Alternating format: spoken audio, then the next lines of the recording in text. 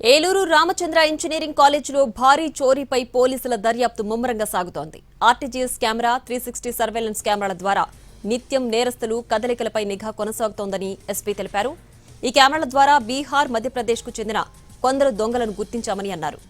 Eluru railway station పరిసర ప్రాంతాల్లో వీరు కదలికలను గుర్తించామని చెప్పారు. థార్ గ్యాంగ్ పనా, ఇతర దొంగల గ్యాంగ్ పనా అనే కోణంలో పూర్తిస్థాయి విచారణ చేస్తున్నామన్నారు ఎస్పీ.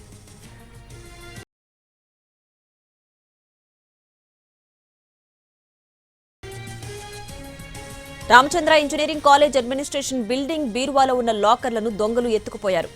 ఒక లాకర్ పగలగొట్టి దాదాపు ₹1 కోటి వరకు నగదు, క్యాష్ చోరీ చేశారు. మరో లాకర్ ఓపెన్ కాకపోవడంతో అక్కడే వదిలేశారు దొంగలు. ఓపెన్ చేయని లాకర్లో 75 లక్షల నగదున్నట్లు సమాచారం.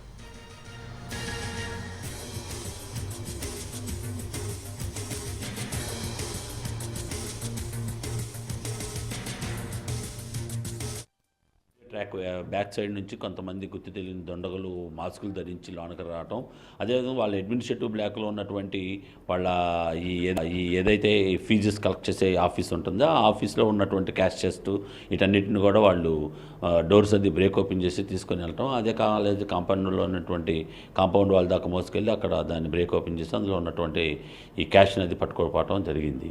అయితే దీనిలో మనకు ఉన్నటువంటి సీసీటీవీ ఫుటేజ్ ప్రకారం మనం చూసిన దాన్ని బట్టి సుమారుగా 6 మనుషులు కనపడుతున్నారు.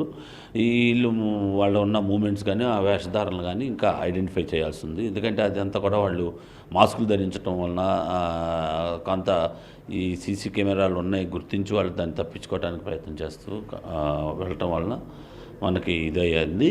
అంతేకాకుండా ఇంకా అన్ని కోణాల్లో కూడా ఇప్పుడు ఒకటే ఆ గ్యాంగే చేసింది అనేది మేము నిర్ధారించట్లేదు. అన్ని యాంగిల్లో కూడా మేము